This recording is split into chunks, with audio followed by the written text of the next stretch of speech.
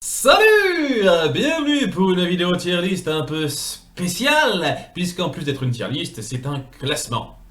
Et bon, je vais essayer de faire un tout petit peu plus d'efforts dans le montage qu'aussi pour ce cas-là, mais je vous promets pas quelque chose de grandiose non plus. Mais voilà, c'est un événement un petit peu spécial, puisque d'ici très peu de temps, le 16 octobre, nous fêterons les 100 ans des studios Disney.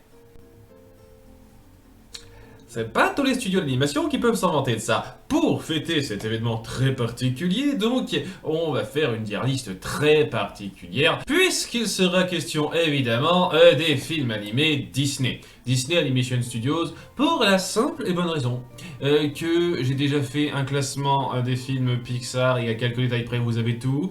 J'ai fait un classement rapide des films Disney Toon dans le retour sur le top 10 des meilleures scènes, et j'ai jamais été clair à 100% sur ma préférence des films Disney globalement. Bon, les notes que je leur ai octroyées vous donnent une assez bonne idée, j'espère, mais c'est pas forcément évident pour certains. Il y a beaucoup de notes qui s'entrechoquent et qui sont identiques, et donc qu'est-ce qu'on préfère? Il y a même quelques cas un petit peu particuliers, puisque c'est une liste qui prend en compte tous les 61 films sortis par ce studio principal, dont quelques-uns qui sont un petit peu à part, hein. Vous vous souvenez, il y a les compilations qu'on a eu dans les années 40, il y a les Fantasia, et j'ai pas vraiment donné de note à ça. D'ailleurs, ça a été la partie la plus complexe à gérer, c'est-à-dire comment j'allais exactement noter ces films-là. Je leur donne pas de notes, mais comment je les considère en comparaison aux autres.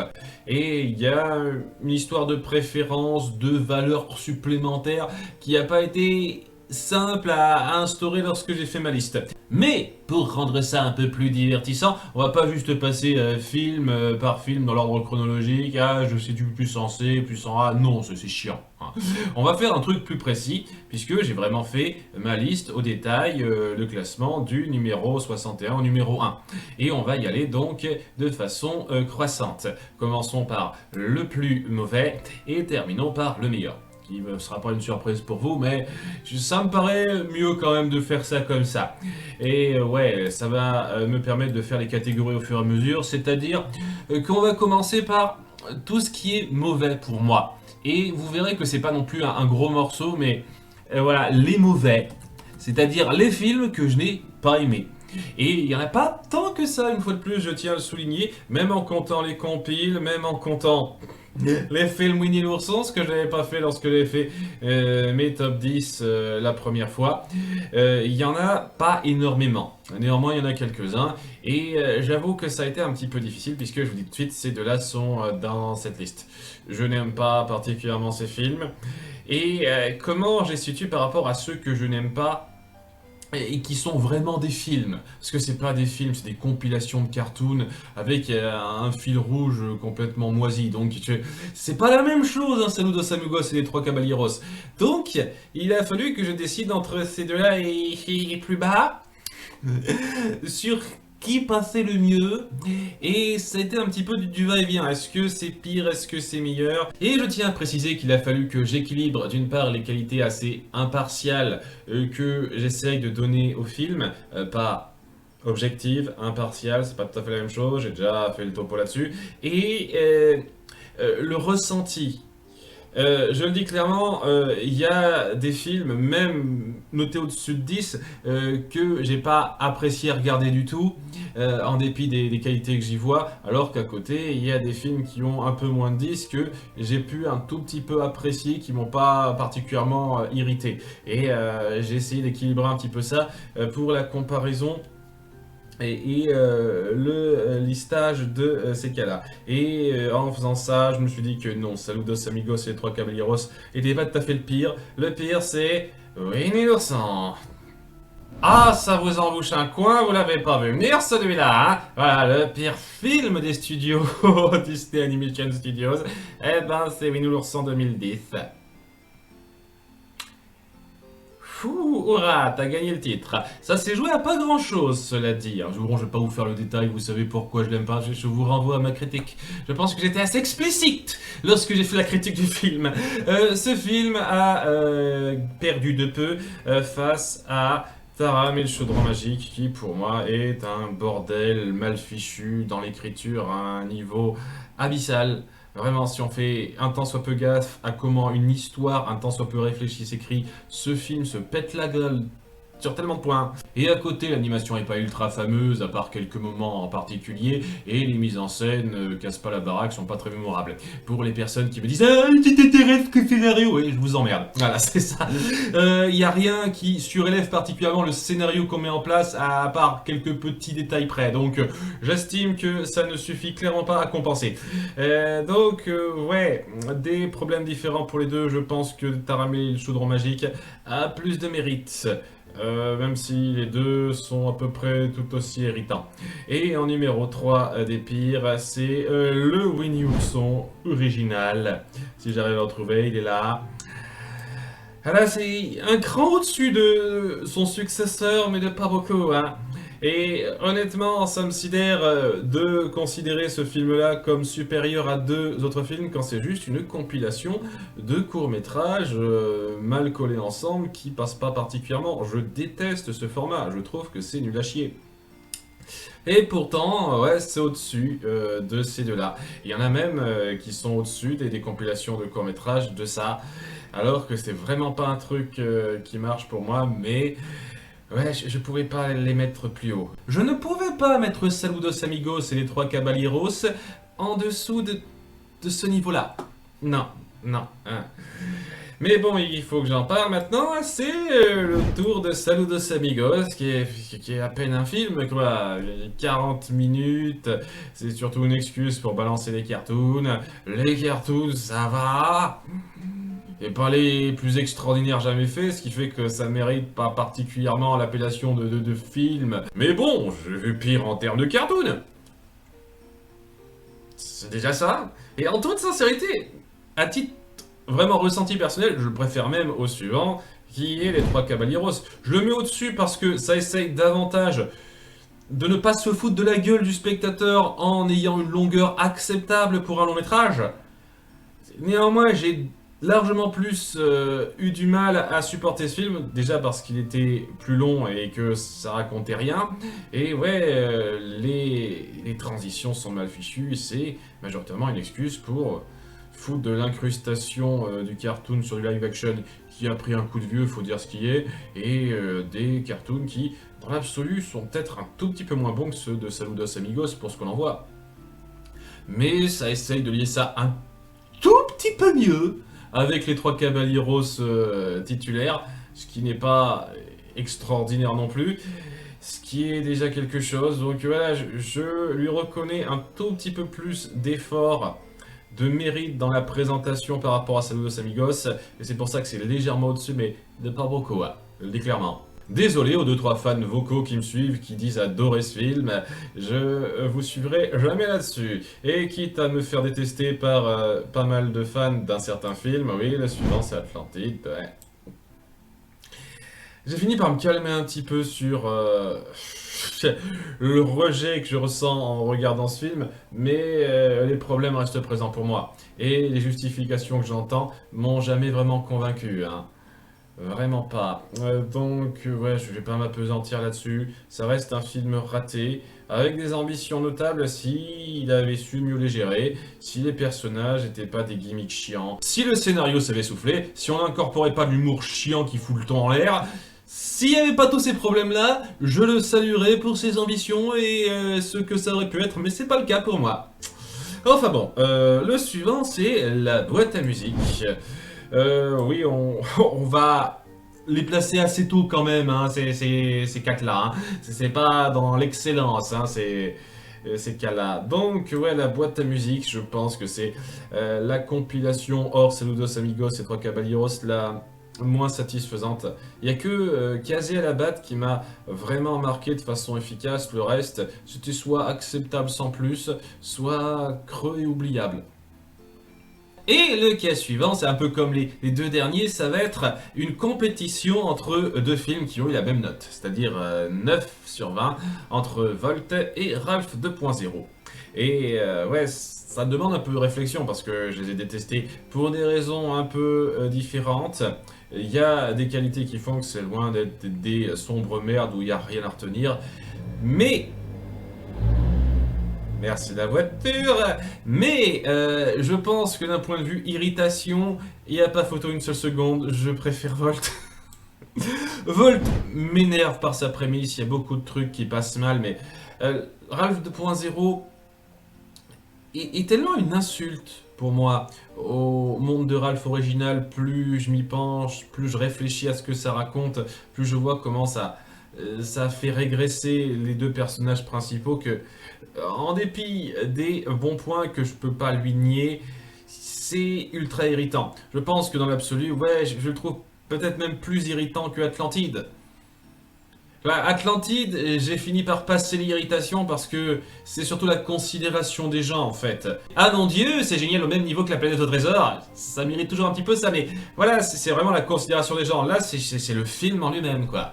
Le film en lui-même a cette façon de cracher sur un autre film que j'adore, le premier Monde de Ralph, et qui est particulièrement saoulante.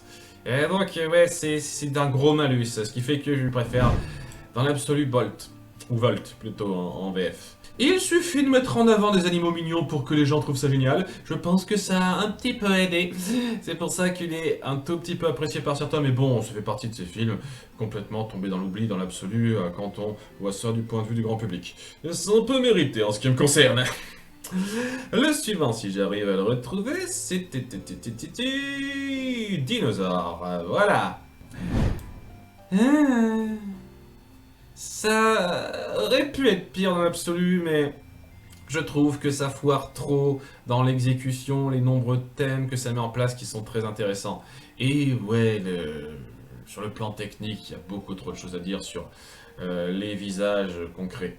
C'était les débuts de la 3D, et donc ça rend pas super bien, mais c'était aussi une époque où les films Pixar avaient commencé à sortir et on voyait qu'on pouvait faire mieux que ça, même à l'époque, donc ça l'aide pas.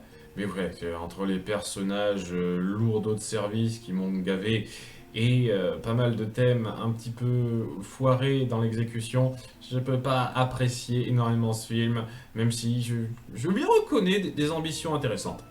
Et nous avons terminé la liste des films Disney AS que je n'apprécie pas. Sachant que certains, voilà, Dinosaures, Volt, ça me fait pas rager à fond, quoi. Mais ouais, c'est le topo, 10 films dans le lot que j'estime valant moins de 10 sur 20. Je le redis, hein, c'est assez faible par rapport à la totalité de ce qu'ils ont fait. Et puis, par rapport à ça, il y a les films Willy l'ourson que j'avais pas compté. Et les complis, là là, Saludos Amigos, Trois Caballeros. Ça, c'était clairement pas des films que je voulais compter, tout simplement parce que je les trouve vraiment à part. En les enlevant, ça en fait moins, hein, ça en fait encore moins. Mais ouais, le seul nouveau qui s'est un peu immiscé là-dedans, dans l'absolu, c'était Ralph 2.0. Et ouais, il n'y a pas eu d'autres films à part Ralph 2.0 qui a su atteindre ce niveau de médiocrité de la part du studio, ce qui est déjà pas si mal. Bon, après, ne pas atteindre la médiocrité, ça veut pas dire qu'on atteint la grandeur non plus, hein, et on va voir ça tout de suite en faisant la mention suivante, les passables. Alors, on va essayer de segmenter ça un petit peu plus à partir de maintenant en indiquant les notes, la fourchette de notes que ça représente. Donc, les passables, je vais faire tous les 10 à 11 en gros. À partir de là, ça deviendra correct. Et il y a les mauvais, donc c'est inférieur à 10, hein, c'est la logique. Je pense que vous avez compris le principe. Donc, les passables, on va commencer par le second répertoire de petits courts-métrages, de petites pastilles musicales, c'est-à-dire Mélodie Cocktail, qui passe un petit peu mieux que la boîte à musique, parce qu'il y a plus de segments qui marchent pour moi. Et j'estime que ça mérite pas beaucoup plus à cause de ses ambitions à la baisse par rapport aux autres projets, tout simplement. Pour moi, un film ambitieux, c'est un film qui essaye de raconter un tout lié du début à la fin. Pas des morceaux qui n'ont rien à voir entre eux à la suite, histoire de dire ah, on fourre des petits trucs comme ça qui pourraient être diffusés dans le désordre à n'importe quand à la télé, quoi. Quand on a une petite fourchette de 5 minutes, quoi. C'est pas la même chose pour moi. Donc, ouais, c'est sympatoche à regarder comme ça. J'estime que ça mérite pas d'aller plus loin que ça. Et ouais, je lui préfère dans l'absolu. Même, j'ai envie de dire, j'ai passé plus de bon temps devant le film qui suit que devant certains qui en ont plus haut. Et qui arrivent à retrouver ça, la ferme se rebelle. Voilà, c'est un gros délire stupide, avec beaucoup de choses à redire, mais qui peut être fun par moment. Ça compense légèrement, ce qui fait que, voilà, tout juste 10, parce que, en étant impartial, je peux pas lui donner plus que ça, mais je passe pas un moment désagréable total devant ce film. Alors, dans les 10.5, nous avons deux films, Dumbo et Oliver et compagnie, si j'arrive à retrouver cela. Hein, ça n'a pas bougé les notes, alors je le dis tout de suite, hein, j'ai pas revu ma considération, etc.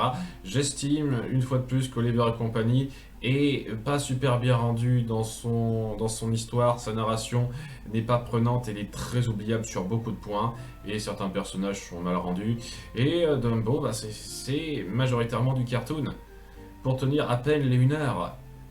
Donc là, les moments émotion, c'est bien joli, mais globalement, c'est du cartoon. C'est ce qui fait que, pour moi, ça se rapproche plus d'un cas comme ça, presque, que d'un film un peu plus recherché. Et c'est pour ça que je vais le mettre en dessous d'Oliver et compagnie. Voilà. Je sais que beaucoup de gens sont touchés par ce film, mais vraiment, dernièrement, vous l'avez vu, osez me dire que c'est super joli tout du long, quoi. Il y a une grosse partie qui est du cartoon, assez cervelé et pas le plus recherché qu'on ait fait, même à l'époque, j'en suis sûr. Hein. Donc, je peux pas le placer plus haut que ça, hein. Désolé. Mais avant de passer Oliver et compagnie, je trouve sincèrement que ça mérite d'être un petit peu au-dessus des deux derniers films de la période années 40, c'est-à-dire Coquin de printemps et Le crapaud et le maître d'école. Parce que, un peu à l'instar de Dumbo, c'est un peu de la grosse moitié gros cartoon qui passe, j'ai envie de dire, qui passe mieux que celui de Dumbo. Enfin, pour une partie, on en parlera, c'est un peu particulier celui-là. Et à côté, un peu plus sérieux. Un peu plus sérieux, un peu plus sympathique, mais voilà, c'est ça aussi entre les deux. Et Coquin de printemps, c'est un peu un mélange des deux dans les deux segments que ça crée. Ça essaye de faire un lien qui est... Voilà, hein. Ça essaye de faire un lien au moins, c'est plus ce que je peux dire du crapaud et du maître d'école. Et voilà, les deux se regardent un petit peu, je suis pas fan de la présentation du second segment comme vous le savez, mais les deux se regardent suffisamment bien. Et le crapaud et le maître d'école, c'est un peu particulier parce qu'on a toute la partie cartoon chiante dans le premier segment et le second segment est vraiment sympa. Voilà, la légende du cavalier sans tête est un moyen métrage très réussi. Pas le plus extraordinaire au monde, mais réussi, vraiment, sincèrement. Et donc les deux se compensent pour donner cette espèce de mélange un peu frustrant de voir qu'il y en a un qui rabaisse le tout. Mais je pense que rien que pour ce qu'a fait la partie le maître d'école, ça mérite d'être un peu au-dessus que Coquin de printemps. Et puis donc, après, il y a Oliver et compagnie. Voilà, c'est la même note et pourtant il y a 3 films entre eux. Hein. Et vous verrez qu'on aura des listes autour de la même note plus longues que ça. D'ailleurs, en parlant de ça, il y a la note de 11 sur 20 qui est partagée par 3 films. Que ça, hein, dites donc. Il y a donc, si j'arrive à se souvenir de ça, récemment Avalonia, que j'ai traité, Chicken Little et les Aristochats. Voilà, dans cet ordre-là. Alors, quelle est ma préférence dans tout ce bordel? Parce que c'est pas tout à fait la même. Eh ben, au risque d'irriter les fans de classiques, ouais, le moins bon des 3 pour moi, c'est les Aristochats, qui a pris un coup de vieux. C'était vraiment une époque où Disney n'était pas à son meilleur niveau pour moi, et ça se ressent particulièrement avec celui-là.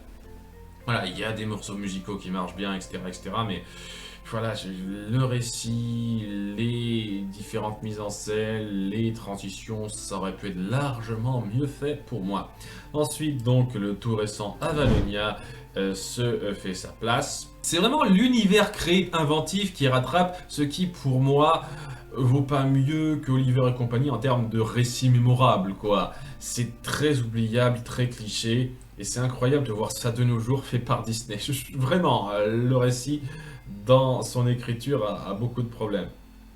Heureusement que le visuel cherche plus loin. Et devant, c'est Chicken Little, le numéro 1 de cette mention-là, parce qu'il reste super fun à certains moments pour moi. Comme je l'ai dit, c'est pas tout à fait un plaisir coupable, parce que j'estime que c'est pas un mauvais film, mais c'est un film juste passable. Il y a beaucoup de trucs à redire pour que ce soit considéré comme bien, bien. Donc, ouais, j'adore regarder ce film de temps en temps. Sincèrement, il m'éclate ce film. Mais il y a beaucoup trop de trucs à dire pour que ça aille plus loin qu'à 11 sur 20. Ce qui nous amène au cas suivant, les corrects.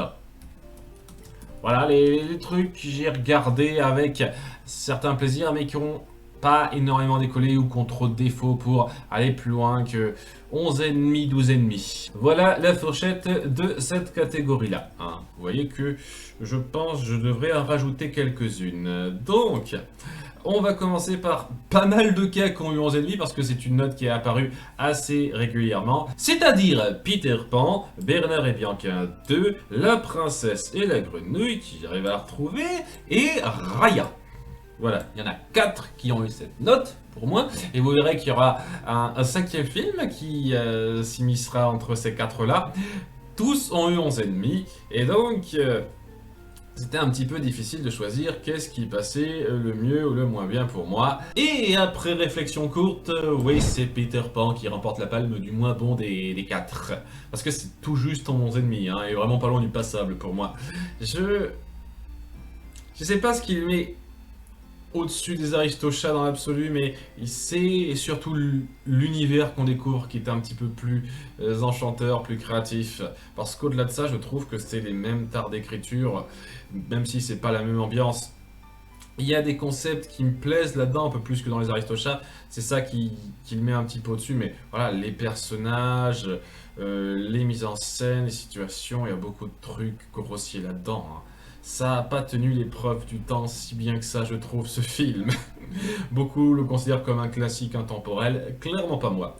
Ensuite, donc, c'est Bernard et Bianca 2 que je mets là, que je considère comme vraiment réussi au niveau du visuel, mais vraiment pas tôt dans l'histoire, avec beaucoup de clichés qui s'étaient faits pendant pas mal de temps avant. Et en toute sincérité, lorsque la petite sirène a lancé la Renaissance Disney, la nouvelle Renaissance Disney, et ben ce film-là a raté le coche. Il était un petit peu en retard. On sent que ça a essayé de refaire un truc à l'ambiance très typée à des films d'avant qui avaient moins d'ambition, qui essayaient de viser moins grand. Et ça se ressent vraiment. Même s'il y a des points qui valent le coup, vraiment, mais ce film-là, c'est pas le plus marquant. Après, je dirais La Princesse et la Grenouille, un film qui a beaucoup de promesses, qui malheureusement a trop de problèmes d'écriture, qui mérite pas mal à titre personnel. Je comprends très bien que ça irrite moins les gens et qu'ils préfèrent largement ce film à moi, c'est sûr, mais je peux pas passer outre ça, c'est un peu un gros problème. C'est ce qui fait que je peux pas totalement rentrer dedans, même si j'aurais envie d'adorer ça, parce que les deux personnages principaux sont vraiment, vraiment touchants et prenants. Mais ils ne suffisent pas à apporter tout le film et il y a trop de problèmes. Trop de problèmes pour dire ah c'est super, c'est un bon film. Non, il est correct. Il aurait pu être plus malheureusement. Et avant de passer à Raya, donc qui est mon préféré du lot, je vais en parler un petit peu pourquoi, il y a un film que je vais immiscer là-dedans, et je pense que vous avez peut-être une idée, c'est Fantasia premier du nom. Ah, ça a été un casse-tête, je vous jure, à placer ces films-là, parce que je sais que c'est considéré comme des classiques chef-d'œuvresques, intemporels, qui veulent mettre en avant la musique classique à travers un exercice d'animation qui essaye d'être totalement en harmonie avec ça. Et je suis sûr que pour certaines personnes, beaucoup de personnes, c'est génialissime, ça classe ça parmi le plus grand de ce que Disney a fait. Je suis un peu hermétique à ce genre de choses. J'apprécie les mises en scène de certains trucs et je peux apprécier la musique, mais au bout du compte, moi je vois surtout ça comme des cartoons, des courts-métrages animés avec un style particulier. Et qu'est-ce qu'ils racontent? Est-ce qu'ils sont bien mis en scène ces courts-métrages? Pour moi c'est très important. Et je le dis clairement, il y en a certains, c'est pas le cas. Il y en a d'autres, c'est sympathique, j'apprécie bien. Une fois de plus, le segment avec les dinosaures, super, mais il y en a d'autres, non, moins. Je me suis déjà penché là-dessus, je ne vais pas non plus passer 50 ans, mais c'est juste pour dire, ouais, ça, je respecte l'approche et je comprendrai aisément que les gens adorent. Je n'ai pas été autant pris dedans et si je suivis que mon ressenti et pas juste l'aspect technique, je le situerais encore plus bas. À nouveau, pour les connards qui disent ah, tu t'intéresses qu'au scénario, je m'intéresserais qu'au scénario réellement. Ce truc, je le mettrais même dans les mauvais. Hein. Je vous dis clairement. Si je fais la moyenne des scénarios qu'on me raconte dans ces trucs-là, ça vaut pas tout à fait 10. Hein. Donc oui, la mise en scène, le visuel, le travail artistique, ça joue dans mon appréciation. C'est ce qui fait que c'est correct. Sinon, ça serait pas correct. Voilà, c'est le dernier truc que je tenais à pointer là-dessus. Donc, Raya ensuite, c'est un peu comme la princesse et la grenouille, j'apprécie les ambitions et c'est raté sur l'exécution sur certains points. Néanmoins, j'ai envie de dire que c'était plus prenant l'univers que ça a créé par rapport à la princesse et la grenouille. Et c'est ça que j'ai retenu le plus. C'est comme la princesse et la grenouille, il y a beaucoup de promesses. Ces promesses sont pas tenues totalement, ce qui fait que c'est frustrant. Mais je trouve que ça crée quelque chose de plus impactant dans l'absolu. Mais de pas beaucoup, hein. Une fois de plus, c'est la même note, hein. Ces films-là, une fois de plus, Fantasia, je ne note pas ça. Pour moi, ce n'est pas un film avec une trame principale, quelque chose de centré, c'est très difficile à classer, une fois de plus. Bref, on a passé la barre des 11, on passe à la barre des 12, ça a pris le temps. Hein. Et là, bon, il n'y a qu'un seul film qui correspond à ça, c'est Bernard et Bianca, premier du nom. Légèrement supérieur à son successeur pour l'histoire et certaines émotions qui sont mieux rendues, inférieures sur le plan technique parce que c'est beaucoup moins joli. Mais je suis quand même plus pris par l'écriture que par l'aspect technique, c'est pour ça que je le préfère un petit peu. Bien, suivant, vos ennemis. Et là, il y en a deux qui correspondent à ça, Blanche-Neige et Cendrillon. Ah, les vieux de la vieille, dites donc, que j'apprécie hein, bien, et ça représente beaucoup pour leur époque. Mais, ouais, coup de vieux, surtout Blanche-Neige. Voilà, je reconnais vraiment ce côté précurseur. C'est un conte de fées qu'on met sur grand écran avec des ambitions fortes. Et pour l'époque, c'était énorme. J'aurais été quelqu'un de l'époque, né à cette époque-là, j'aurais découvert ce film en 1937, j'aurais dit oh, putain, c'est incroyable! Un des plus grands films que j'ai jamais eu de ma vie. Cependant, les temps changent, les choses évoluent, et je trouve que ça a pris un coup de vieux. Voilà, un tout petit peu plus que Cendrillon, qui a à peu près autant de problèmes que Blanche-Neige pour moi, mais qui a un tout petit peu plus de force chez le personnage. Ce qui élève un peu Cendrillon par rapport à Blanche-Neige, en dépit du fait que les enjeux sont un tout petit peu moins prenants, puisque Blanche-Neige c'est vraiment une histoire de complot pour la tuer, alors que elle c'est juste s'échapper aux griffes d'une marâtre amère et de ses belles-sœurs qui la contrôlent. Donc, point bonus pour les ambitions, mais point bonus pour la personnalité de l'héroïne qui est beaucoup plus touchante. Donc, c'est ça qui l'a mis un petit peu au-dessus. Néanmoins, ouais, j'ai dit que... oui, pourquoi je l'ai mis ici? Ça va là. Évidemment, ça va là. Je dis que c'est dans cet endroit-là, mais il y a un troisième qui va s'immiscer entre les deux, et on va enfin terminer la liste des films que je n'ai pas notés avec... Fantasia 2000. Et ouais, je préfère Fantasia 2000 à Fantasia et je vous emmerde. Non, sérieusement, comment oses-tu? Et s'il y a quelqu'un qui répond en commentaire, quoi?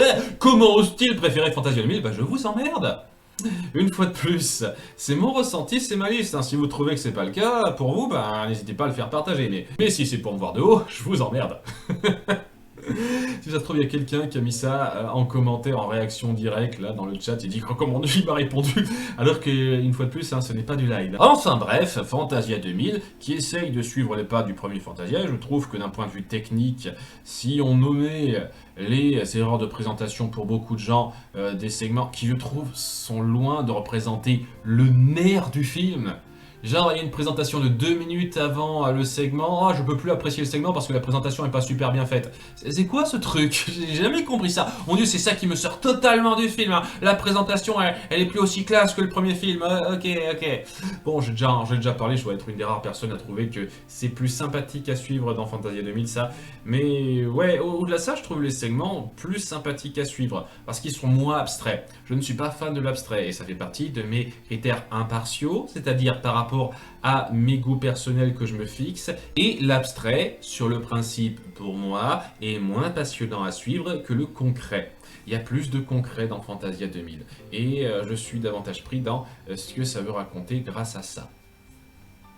Voilà.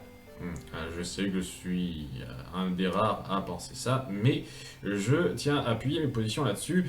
Je pense avoir été clair lorsque j'ai fait la critique, je le redis maintenant. Je sais que c'est très polémique de dire ça, voilà, les Fantasia, c'est des films un peu à part, limite j'aurais dû ne pas les compter, puisque c'est pas la même chose, on devrait pas approcher ces films de la même façon que les autres, je comprends très bien ça, mais ça reste avant tout un classement sur mes impressions, mes préférences. Et on n'a pas tous les mêmes évidemment. Hein, je le redis clairement, si vous adorez Fantasia et vous trouvez que c'est un des plus grands films de tous les temps, vous le classeriez dans les supérieurs à 18 sur 20, c'est super pour vous. Hein. Je ne fais pas partie de ces gens-là. Voilà, c'est tout. Hein, on n'a pas à se gueuler dessus pour ça. Et les gens que je remercie, ce sont juste ceux qui me voient de haut parce que je n'ai pas le même avis qu'eux, c'est tout. Donc, on a passé cette étape-là, on va être à un moment de seuil. Qu'est-ce que c'est cette étape seuil que je vais indiquer? C'est-à-dire qu'il y a 2 notes que j'ai données très souvent. Facilement 7-8 films, et je pense que c'est pas plus mal d'allouer une case entière juste pour ces cas-là. Lorsque j'ai fait tellement de films qui ont la même note, de façon à être clair et carré sur ma préférence par rapport à tous ces cas-là. Et donc ce seuil bon, là, le premier seuil, il va y en avoir 2, c'est celui des 13 points. 13 sur 20, c'est une note que j'ai donnée très souvent. Et on va faire un petit peu le topo de ceux qui sont tombés là-dessus. On commence avec La Belle et le Clochard, puis Les 101 Dalmatiens, puis Merlin l'Enchanteur, puis Le Livre de la Jungle, puis Robin des Bois, puis Rox et Rookie, puis Basile Détective Privé. Ah oui, beaucoup, c'est surtout une période avant le Nouvel Âge d'Or. C'était très similaire le niveau, je trouve, d'écriture, et ça se ressentait un petit peu de la même façon, ce film-là. Il y en a eu quelques-uns après qui ont eu 13, si je me souviens bien, j'essaye de me rappeler. C'était Big Hero 6, oui, c'est ça. Un peu à part, celui-ci. Et je crois que j'ai fait le tour avec Moana, Vaiana, évidemment. Et je crois que j'ai fait le tour. Et punaise, je viens d'apercevoir que j'ai fait une grosse boulette et Rox et Rookie n'est pas dans les 13 mais dans les 12. Je suis con. Excusez-moi, ouais, Bon, je vais faire ça vite, hein, désolé pour les fans. Donc, je le situe juste au-dessus de Bernard et Bianca. Voilà, ils ont 12 tous les deux. Rox et Rookie a une fin très forte, très bien foutue, et qui aide à cimenter le récit, mais tout le reste, je trouve que la mise en scène est pas aussi puissante que ça, et il y a beaucoup de trucs qui sont pas assez développés, hein, j'en ai déjà parlé en détail, ce qui fait que, ouais, la fin sauve pas mal le tout, mais heureusement qu'il y a la fin, parce que sans la fin, ce serait au même niveau qu'Oliver et compagnie pour moi, hein. Vraiment. Donc, maintenant que c'est dit, c'est pas forcément simple à définir ce que je préfère dans l'eau, ce qui est le mieux passé, ce qui est le moins bien passé, mais je pense que, bon, j'ai réfléchi à ça en détail avant de vous balancer cette liste, que celui que j'aime le moins du lot, c'est Merlin l'Enchanteur. Tout simplement parce que c'est le film qui se ressent moins comme un récit global. C'est quand même un peu pensé pour être ça, évidemment, mais il y a vraiment ce côté leçon de vie qui s'enchaîne, et c'est pas une structure que je trouve la plus géniale pour raconter une histoire. C'est bien pour faire passer des petites leçons de vie, avoir des moments de personnage, mais au-delà de ça, je trouve pas que ce soit ce qui marque le plus. C'est pour ça que je dis que c'est le moins bon des 13 sur 20, de mon point de vue, une fois de plus. Le suivant, c'est Robin des Bois. Robin des Bois qui est un petit peu similaire à Rox et Rookie dans la structure pour moi. C'est-à-dire qu'il y a une bonne partie du film qui est acceptable sans plus, pas juste passable. C'est un petit peu au-dessus du niveau de Rox et Rookie pour moi. Mais à la fin, rehausse le niveau en faisant quelque chose qui déchire. Donc ça aide bien, ça aide bien à surélever le film, mais en toute sincérité, il y a un peu plus notable pour moi. La Belle et le Clochard, c'est un peu pareil. Bon, pas tout à fait, il y a le même problème aussi que dans Rox et Rookie, la fausse mort, c'est toujours chiant ça. C'est un problème pour moi. La romance est bonne, il y a des moments qui sont touchants, mais il y a des passages un peu relous. Et comme je l'ai dit dans ma critique, c'est un peu scindé en deux. C'est-à-dire qu'il y a une première moitié sur l'acceptation du bébé et la seconde moitié sur la relation entre Lady et le clochard. C'est pas mauvais, disons juste que ça aide pas totalement à fluidifier tout le récit, même si ça fait le lien entre les deux, évidemment. Il y a des récits un peu plus intéressants que ça dans la suite. Suivant, les 101 Dalmatiens. Alors, c'est pas aussi touchant en termes de romance, mais il y a quelque chose de fort dans ce désir de sauver leurs enfants et cette espèce de coalition d'animaux qui luttent ensemble pour faire cette opération sauvetage, très cool. Il y a, je trouve, comme tous les films de cette liste, avant donc Les Nouveaux Héros et Vaiana, le problème du ton qui met trop de choses à la légère pour que ce soit aussi prenant que ça pourrait l'être malheureusement. C'est le problème avec cette période-là, que voulez-vous.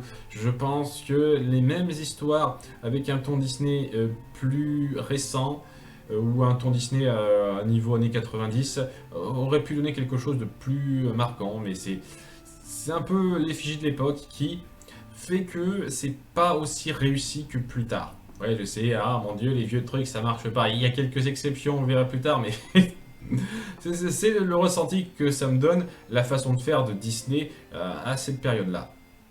Donc ensuite on va passer à plus récent avec Les Nouveaux Héros. C'est pour moi un film de héros bien fait qui, à part la relation entre donc Hiro et Baymax, n'a rien qui fasse décoller ça particulièrement haut en fait. C'est du déjà vu sur une grande partie des résolutions. Les persos de soutien ont le potentiel pour une bonne partie d'entre eux d'avoir quelque chose de fort, mais on leur permet jamais d'atteindre ce potentiel. Il y en a un qui est lourd. Et la série n'aide pas au passage. Donc, ouais, il y avait moyen de faire mieux. Tel quel, c'est un film de héros efficace. Efficace sans plus, mais efficace. Après, Basile détective privé. Un film très réussi sur une bonne moitié de ce que ça donne, et un peu trop gamin puéril sur l'autre moitié. C'est un peu le... la double face de ce truc. Ça essaye de rester pour enfants une partie du temps, alors que l'autre partie, ça essaye vraiment de tacler du plus mature, et quand ça le fait, c'est vraiment bon. Malheureusement, l'autre moitié, c'est moins. Ouais. Globalement. Et ouais, je suis un peu plus pris par l'approche. Et ça a été un petit peu ma première découverte de Sherlock Holmes. Ça vaut quelque chose, ça. Ensuite, donc, on est presque à la fin. Le deuxième de cette longue liste, c'est Le Livre de la Jungle. J'adore l'univers que ça veut dépeindre, l'ambiance que ça crée, il y a beaucoup de trucs qui sont bons, mais il y a des encarts gags, des rencontres pas super bien faites, et une gestion un peu trop légère de certains points. Mais voilà, c'est l'ambiance globale de cette histoire. Je trouve que dans l'ambition, dans ce que ça propose, c'est le plus intéressant à décortiquer le Livre de la Jungle dans ce qu'on a là. Mais le numéro 1, c'est Vaiana, de ce seuil de 13 sur 20. Parce qu'il est pas loin du 13,5, j'ai envie de dire. Le seul problème important que j'ai avec ce film, c'est que c'est trop classique en fait. C'est trop du déjà vu dans l'ambiance, dans les conflits que ça crée, dans une bonne partie des dynamiques. Ce qui fait que j'ai vraiment l'impression de revoir un Disney typique comme on en faisait dans les années 1990, mais sans la fraîcheur. Et ça le fait bien, ça le fait très bien. Seulement, je peux pas me défaire ça de la tête. C'est pour ça que j'ai du mal à le placer plus haut que ça. Même si je me doute que pour certains, ça doit être génial. Et oui, c'est une façon moderne d'approcher des classiques qu'on avait dans les années 90. Et donc, si on a un âge moins avancé que le mien et que ça, c'est un film de jeunesse, je comprendrais aisément qu'on le situe au même niveau que les films du second âge d'or Disney. Largement. Mais bon, on a enfin passé ce seuil bon et on va passer aux catégories vraiment pas mal. Je crois que ça va être ça, les vraiment pas mal, c'est-à-dire tout ce qui est entre 13,5 et 14,5. Vraiment pas mal, on va dire vraiment bien quand même, bien, on est vraiment les films bien là tout de suite. Et ouais, il y en a quelques-uns dans cette catégorie-là, à commencer par le seul 13,5 du lot, et là j'ai vraiment fait gaffe, Frères des ours. Il y a énormément de bons points, vraiment, lorsqu'on est vraiment sur les sentiments, les émotions du personnage central, la tragédie qu'il touche, quand ça passe par Denaï, etc., l'introduction de 15-20 minutes est énorme, tout ça, c'est super. Et il y a tout le milieu assez gros qui casse pas la baraque, qui est à peine niveau Oliver et compagnie ou les Aristochats pour moi. Et ça rabaisse un petit peu pas mal le sentiment. Je pense que si le milieu avait été pensé avec autant de puissance émotionnelle que le début et la toute fin, j'aurais adoré ce film. Il aurait été dans mes préférés de tous les temps. Mais je peux pas passer outre cette grosse moitié, facilement une grosse moitié au milieu, qui traîne beaucoup trop. Et qui casse pas la baraque en termes d'humour, en termes de moments de personnage. Donc ouais, c'est ça le problème. Ensuite, on a les 14 sur 20, il y en a quelques-uns. En commençant par Pocahontas, Lilo et Stitch, Bienvenue chez les Robinson et Zootopie. Pas mal, déjà. Il y en a pas mal. Et c'est vraiment des considérations très différentes d'un cas à l'autre. Pocahontas, j'aime ce que ça veut raconter et la fin surélève le tout. S'il n'y avait pas les problèmes de gag un peu moins forts que pour Frères des ours, mais quand même présents, je pense que ça aurait été mieux. Lilo et Stitch, c'est un mélange très bizarre, parce que les deux parties sont bien vues indépendamment, mais ensemble, elles posent problème. Il y a des problèmes d'écriture aussi. Bienvenue chez Robinson, je suis tellement touché par les personnages et le message, mais c'est ultra foutraque dans l'écriture, quoi. Tellement foutraque dans l'écriture. Je pourrais passer encore des plombes à dire ce qui va pas. Et Zootopie, ben, il y a une excellente idée, l'univers créé est super fun et très inventif. Il y a vraiment beaucoup de détails que je trouve super bien pensés pour justifier cet univers d'animaux. Il y a des moments grossiers qui m'irritent pas mal dans les incrustations et notamment la fameuse scène étendue dont j'ai parlé. C'est dommage.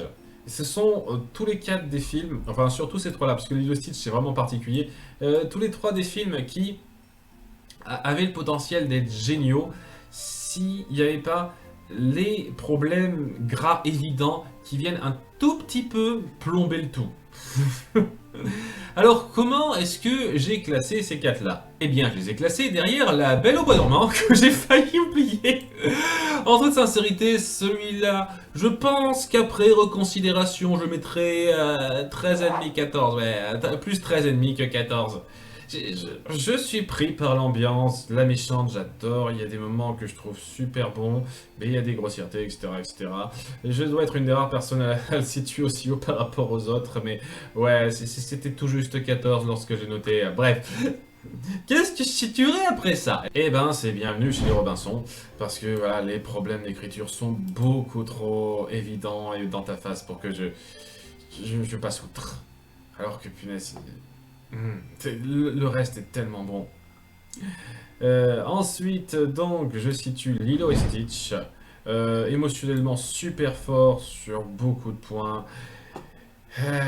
Écriture et ces mélanges de tons. Voilà. Mais vraiment, il y a parmi les moments les plus énormes, les plus puissants émotionnellement que Disney a créé, c'est sûr. Et après, entre Pocahontas et Zootopie, Pocahontas. Ça reste un classique de la période du second âge d'or Disney. Celui que j'aime le moins, bon, c'est peut-être le deuxième que j'aime le moins si on compte Bernard et Bianca 2. Mais voilà, il est toujours à part, celui-là on ne le compte jamais dans le lot. Celui que je trouve le moins réussi, même si ça reste très bon, ne serait dans l'approche des chansons, et il y a toujours la féerie de cette période-là. Je peux pas m'empêcher de revoir ce tas de films sortis à l'époque et de me dire, punaise, vous avez vraiment touché juste à la suite autant de fois, c'est énorme. Vous étiez énorme au niveau créativité, et même ce qui était le moins bon avait tellement de choses bonnes à dire dans les personnages, les conflits, les moments forts, quoi. Mais je préfère quand même Zootopie. Parce qu'en dépit des problèmes qui m'irritent un petit peu, oui, je me suis déjà attendu là-dessus, j'adore les idées. J'adore les idées, j'aime comment les choses évoluent sur pas mal de points, même si la méchante, par exemple, sa révélation et comment c'est traité, ça aurait pu être mieux fait, c'est sûr, j'apprécie énormément ce que ça sous-entend. Et le fait que ce film, c'est loin d'être une espèce de pamphlet woke comme certains peuvent le qualifier, ce que je trouve abusé parce que c'est beaucoup plus que ça. Ça essaye de mettre en avant la discrimination des deux côtés. Ça ne dit pas un camp a raison tout le temps ou un autre camp a raison tout le temps. Non, les deux camps peuvent avoir des problèmes. Selon les considérations, selon jusqu'où vont certaines personnes. Et si à un moment donné je trouve que c'est pas bien traité, j'apprécie énormément le fait que ça veuille dépeindre quelque chose de complexe en centrant ça sur leur monde, ce qui fait qu'on peut faire des parallèles sans que ce soit trop direct. Il y a beaucoup de bonnes idées là-dedans et avec un peu de polish dans l'écriture, ça aurait pu être un super film pour moi. Tel quel, il est vraiment bien. Vient ensuite les 14 ennemis, il y a donc Pinocchio, Bambi et c'est tout. Voilà, c'est les vieux de la vieille, après Alice au Pays des Merveilles, dont on parlera un peu plus tard, qui ont su vraiment se démarquer pour moi et dépasser un petit peu le niveau bien sans plus qu'on pouvait atteindre dans la vieille période Disney pour moi. Ça a su donner quelque chose de plus. Je préfère Pinocchio à Bambi. Voilà, Bambi, c'est vraiment un film découverte. C'est notre héros qui découvre le monde dans lequel il vit. Il y a une trame légère autour de ça qui est sympathique. Et j'apprécie vraiment le côté, pas contemplatif, mais vraiment le côté simple et calme. Et ça aide à exacerber les moments où ça décolle, où ça devient beaucoup plus intense. J'aime beaucoup ça. Il y a des petits problèmes de rythme dans quelques scènes ci et là, mais ça n'ôte rien à la grandeur dans l'ambiance que ce film crée. Et Pinocchio, ben, je trouve que dans son histoire, c'est peut-être le plus saisissant à suivre dans ce que le vieux Disney a fait, donc avant le second âge d'or, parce que il y a vraiment ce parcours de ce jeune héros qui découvre différents pans du monde de façon un peu naïve, qui tombe un peu là-dessus. Et j'aime beaucoup le voir se débattre pour arriver à en sortir plus fort. Parce que bordel de merde, il a vraiment pas de cul notre héros principal. Enfin bon, je vais pas m'étendre plus là-dessus. J'ai fait deux critiques, j'ai fait une V2 de la critique plus détaillée. J'estime avoir dit suffisamment ce que je pensais bien de ce film. On passe donc au cas suivant, et c'est donc le second seuil. Le seuil très bon. Le seuil des 15, je sais pas, on va dire le seuil très bon. Voilà, les 15 sur 20. J'en ai déjà parlé. Pour moi, le 15 sur 20, c'est un seuil un peu important parce que lorsqu'on dépasse ce seuil, on atteint vraiment quelque chose d'extraordinaire. On accomplit quelque chose de particulier. Atteindre 15 sur 20, pour mes goûts, ce n'est pas ultra compliqué dès lors qu'on sait être efficace. Un film qui sait être très efficace peut atteindre un 15 sur 20. Il faut être plus que efficace pour dépasser cette note-là. Il faut savoir me toucher, m'atteindre à un niveau plus profond que ça. Il faut savoir aller plus loin. Et dès lors qu'on dépasse ce 15-là, on commence à toucher un peu l'excellence de mon point de vue. Voilà, c'est le seuil que je me suis fixé, une fois de plus, un critère très personnel. Et donc, il y en a beaucoup de 15 sur 20 dans cette liste. Nous avons le Roi Lion, nous avons Hercule, nous avons Cusco, nous avons Réponse, nous avons La Reine des Neiges, nous avons La Reine des Neiges 2, et nous avons Encanto, sorti récemment. Donc une petite liste de 7 films, hein, c'est presque autant que celui-là. Un de moins seulement. Et ouais, pour ceux qui se souviennent du top 10 que j'ai fait, je vais un peu revenir là-dessus parce que si vous avez suivi ça, vous devriez vous dire que Cusco devrait être assez haut placé, ça devrait être lui qui est au-dessus du lot, et ben en fait non, c'est celui qui est en dessous pour moi. J'ai mis Cusco dans mon top 10 à l'époque, ça commence à dater un petit peu, juste pour le plaisir de sortir des sentiers battus. Il y avait quoi? Il y avait le Roi Lion, il y avait Réponse, il y avait Hercule, il y avait la Reine des Neiges. Il y avait ces 4 films qui étaient particulièrement populaires, qui faisaient jaser un petit peu. Il y avait même un débat sur qu'est-ce qui est meilleur entre Réponse et la Reine des Neiges, etc. etc. Et moi, je voulais aller à contre-pied de ça en disant, allez, le meilleur du lot, c'est Cusco. Histoire de dire, allez, voilà, comme ça, vous n'aurez pas cela, vous aurez Cusco à la place. Mais en étant un peu plus impartial avec mes goûts, ouais, Cusco, c'est le plus faible du lot. C'est une excellente comédie, et il n'y a pas beaucoup plus que ça. C'est-à-dire, le développement du personnage central, j'aime bien, vraiment, et Kronk est hilarant, mais voilà, c'est vraiment sa comédie qui est génialissime. Une fois qu'on va au-delà du développement du héros et sa relation avec Pacha, j'estime qu'on n'est pas dans l'excellence scénaristique, quoi. C'est un scénario qui va sans plus. Mais voilà, l'humour, le ton, le rythme aident beaucoup à surélever ça pour en faire une comédie excellente. Et excellente comédie avec un scénario un peu plus poussé, ça aurait pu valoir plus de 15, mais il manque un petit truc pour aller plus loin que ça. Et il y a plus d'ambition dans les films qui suivent. Vient donc la suite, et je pense que juste après, c'est Hercule. J'adore Hercule pour ses personnages, sa musique, son ambiance, son action, c'est ultra coloré. J'adore beaucoup de trucs dans Hercule. Ce qui pêche, c'est l'histoire qui est pas aussi foutraque qu'un Bienvenue chez les Robinson, c'est un tout petit peu mieux écrit, mais qui a des problèmes assez graves quand même.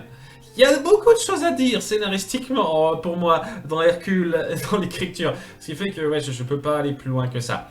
C'est un film super à regarder, mais il y a un peu trop de choses à redire. Au suivant, je mets Encanto.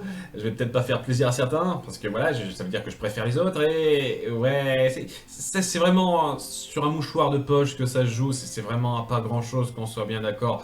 J'aime bien les chansons. Elles sont pas aussi puissantes que celle de la Reine des Neiges pour moi par exemple, j'aime bien les chansons, il y a vraiment un élément sentimental central fort, mais je pense que ce qui fait que c'est un tout petit peu en dessous du reste, c'est qu'il manque ce côté conflit d'envergure. Et je trouve que ça rehausse toujours un petit peu un film, d'avoir un conflit d'envergure. Là, c'est juste une famille qui doit un petit peu laver son linge sale, entre guillemets, je résume grossièrement. Et tel quel, c'est super bien fait, mais ouais, je suis davantage pris par ces conflits d'envergure qu'on crée dans ces films-là. Et dans un sens, dans Hercule aussi, mais voilà, les problèmes d'écriture dans Hercule, je vais le mettre un petit peu en dessous de Encanto quand même. Donc, vient ce quatuor-là. Ah, et je sais que ça fait tellement pas plaisir à certains que je considère la Reine des Neiges 2 aussi haut. Oh mon dieu, comment oses-tu? Mais ouais, je les considère un peu au-dessus du Roi Lion. Allez, c'est parti. Le Roi Lion, qui est un bon film, très bon film, qui a d'excellents points. Je vais dire un truc, les problèmes que j'ai décelés d'écriture, j'estime que c'est pas beaucoup plus grave que des problèmes d'écriture de films que je mets un peu plus haut, comme La Petite Sirène ou Aladdin. Vraiment. Je pense que ce qui fait que c'est un tout petit peu moins bon que ces films-là, et même un petit peu moins bon que La Reine des Neiges 2 et Réponse, c'est que, en toute sincérité, à part Simba, il n'y a pas de personnage qui porte le film tout du long pour moi. Simba est touchant dans sa tragédie, mais les autres personnages, ils sont sympas, mais ils apportent pas une grande profondeur, à part Scar et Mufasa dans la première moitié. Scar et Mufasa sont géniaux dans la première moitié. Dans la seconde moitié, Mufasa il est mort. Donc un petit peu moins impactant, mais bon, il apporte quelque chose. Et dans la seconde moitié, Scar il perd un petit peu. Et c'est ça le truc, les personnages portent un peu moins bien le film que les cas suivants. C'est pour ça que je le considère comme un tout petit peu moins fort que ce qu'il y a ensuite. Mais ça reste un très bon film, une fois de plus. J'allais pas dire une seule seconde que je trouve qu'il est mauvais. Donc, oui, après coup, nous savons ça. Alors, je mets La Reine des Neiges 2 ensuite, suivi par La Reine des Neiges. Et oui, réponse l'emporte. De peu. La Reine des Neiges 2, que je trouve mieux réussie en termes d'écriture. Je ne comprendrai jamais les gens qui s'acharnent à pointer des défauts minimes comme étant super forts et qui à côté passent à côté de tellement de merde ultra flagrante dans d'autres films qu'ils considèrent comme géniaux. Ça m'exaspère à un point, j'imaginais pas. Donc ouais, pour moi, La Reine des Neiges 2 est solide. Il y a un peu de retcon et des moments grossiers, mais au-delà de ça, c'est quand même loin d'être le plus mal écrit qui soit. Et si je lui préfère quand même La Reine des Neiges, en dépit du fait que c'est moins bien écrit, je dirais que c'est parce que les moments émotions, bien que présents et toujours réussis, sont pas aussi impactants que ceux de La Reine des Neiges premier du nom. La Reine des Neiges premier du nom a des moments émotions super forts. Qui font que c'est resté dans les mémoires à la sortie. Tout le monde adore, enfin, tout le monde, il y a une grosse partie vocale d'Internet qui adore crier à l'infamie face à ces films-là en disant que c'est de la sombre merde, mal foutue, etc., etc. Mais ce qui a vraiment touché, c'est l'approche de la relation entre Anna et Elsa. À quel point ça les touche, ceux qui arrivent à Elsa, et comment on met ça en avant dans des scènes qui sont magnifiques. La scène de départ où leurs parents meurent et où Anna essaye de l'atteindre, c'est un des moments Disney les plus émouvants que j'ai vus. Il y a beaucoup de choses très fortes là-dedans. Ça a mis en place un univers des personnages vraiment marquants, avec certains dont j'attendais pas grand-chose et qui ont réussi à être corrects.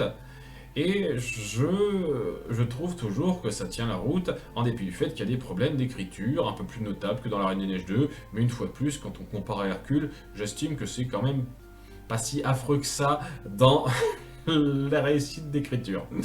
Mais bon, c'est battu quand même par Réponse, qui est un peu le supérieur du seuil des 15. Parce que le seul problème que j'ai avec ce film, c'est sa résolution de fin. Bon, c'est pas le seul problème, il y a des petits problèmes à côté, et c'est pas parfait si on compte pas ça, mais voilà. Cette espèce de finale où on nous fait croire que Finn meurt et où Réponse le sauve, je vais pas m'étendre là-dessus, vous savez ce que j'en pense. Ça empêche ce film d'entrer dans l'ultra excellence. Je déconne pas, vous auriez changé ce moment-là. Même, vous auriez fait en sorte que qu'il n'y ait pas ce drame. Ce film aurait été largement au-dessus de 15. Et vous auriez vraiment joué sur ce drame à la fin. Il serait dans mon top 5 facilement. Facilement dans mon top 5 des films animés Disney. Le film Réponse. C'est pour ça que cette fin est frustrante pour moi. Ça empêche ce film d'atteindre l'excellence. Une seule scène te gâche ça. Bon, on a terminé cette phase-là et on est un petit peu sur la fin. Faut que je vois un petit peu comment je vais arranger les notes qui restent, puisque bon, on est dans le top 9. Ouais, on est dans le top 9, elle est dans le top 10, techniquement, Réponse. Et oui, étant donné que de base, j'avais mis ça à Cusco, et que depuis, il n'y a aucun film qui n'a su vraiment dépasser la barre des 15, au bout du compte, en changeant cet ordre-là, ben, c'est Réponse qui prend la place de Cusco dans le top 10. C'est logique, c'est logique. Et ouais. Donc comment je fais ça? Est-ce que je fais ça en une seule ligne ou en plusieurs? Est-ce que je mets le top 9 ou excellence? Je vais mettre top 9, voilà, je vais pas m'empêter. Voilà, tout ce qui est supérieur à 15. C'est pas mal. Donc là, oui, ça va pas être très original puisque vous avez déjà vu ça dans mon top 10 et ça n'a pas bougé depuis. On commence avec La Petite Sirène, film très sympa. Je trouve que pour sa valeur de vraiment lancement du second âge d'or, il y a ce petit bonus en plus, mais même là, j'apprécie énormément la personnalité de l'héroïne. J'apprécie beaucoup de choses qu'on fait autour d'elle et de comment on gère sa relation avec la méchante, comment elle la manipule. Sa relation avec son père aussi. Il y a beaucoup de trucs qui sont très bien faits dans ce film. Et je trouve qu'on a tendance à le rabaisser un peu trop dernièrement en disant que c'est un des moins bons. Pour moi, il reste dans le plus haut. Alors, un des moins bons de la période du second âge d'or, évidemment. Pour moi, c'est pas tout à fait le cas. Même si, bon, l'âge d'or, il est très présent, hein, comme vous le voyez. Dans mon top 9, il y en a 6. Il y en a 6. Donc, ouais, dans l'absolu, ouais, c'est plutôt sur la fin. Dans la logique des choses. Suivant, Alice au Pays des Merveilles. C'est le plus réussi de la vieille époque pour moi, parce que ça a su créer un univers, une ambiance ultra originale qui arrive à se justifier. Et ouais, peut-être que je suis pas totalement impartial là-dessus, mais vous avez su créer quelque chose qui s'enchaîne de façon bizarre et étrange, tout en ayant un lien suffisamment fluide en fait. Ça suit la psychologie d'Alice et suivre ce personnage-là qui porte totalement le film, qui est génialissime, qui fait partie de mes persos Disney préférés de tous les temps, top 5, c'est énorme, ça a beaucoup aidé à ce que je sois pris dedans. Donc ouais, c'est un gros morceau ça. Est-ce qu'on est pris dans la proposition? La proposition m'a pris. Ça prendra pas tout le monde, je peux largement comprendre que ce soit pas aussi fort pour certains. Suivant, Aladdin. C'est un film ultra efficace avec des personnages suffisamment marquants pour aller au-delà de ça. Ultra efficace dans son récit, super fluide, action bonne, personnage vraiment naturel. Et après la petite sirène qui a déjà su mettre ça en place, on a su créer encore plus de dynamique prenante et rythmée qui ont su vraiment finir de poser les jalons de ce qu'aura été ce second âge d'or pour moi dans sa force. Très bon film. Je lui préfère de peu Les Mondes de Ralph. Le plus récent des films Disney AS a dépassé cette note. Et oui, j'adore la mentalité du personnage, ce par quoi il passe, le lien qu'il crée. La révélation autour du méchant est génialissime et c'est justement parce que j'ai une aussi forte attache à ce film-là que j'ai énormément de mal avec celui-ci. C'est le souci. Punaise, j'ai inversé les deux. Je viens juste de m'en rendre compte. Excusez-moi, oui, je corrige ça de suite. Voilà, c'est justement parce que je suis attaché au personnage des Mondes de Ralph, c'était le bon poster, que j'ai autant de mal avec Ralph 2.0. C'est un peu irritant. Je suis sûr que depuis je sais pas combien de temps, il y a des gens qui me disent hey, t'as confondu les deux posters. Ben, je me rends compte maintenant. Voilà, c'est déjà une chose.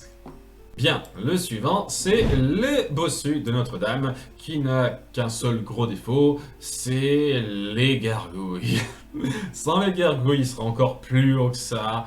Ou si les gargouilles avaient vraiment été pensées comme étant dans la tête de Quasimodo et un fragment de son imagination, mais de façon claire, quoi.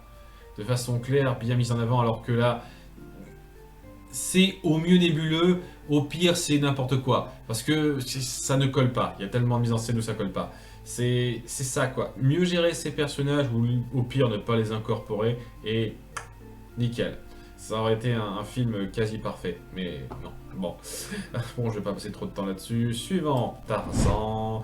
J'adore le personnage central, sa relation avec Jane, le méchant. Énormément de choses géniales. C'est les à côté qui baissent un tout petit peu ce film-là. Et encore les à côté, c'est pas niveau les gargouilles.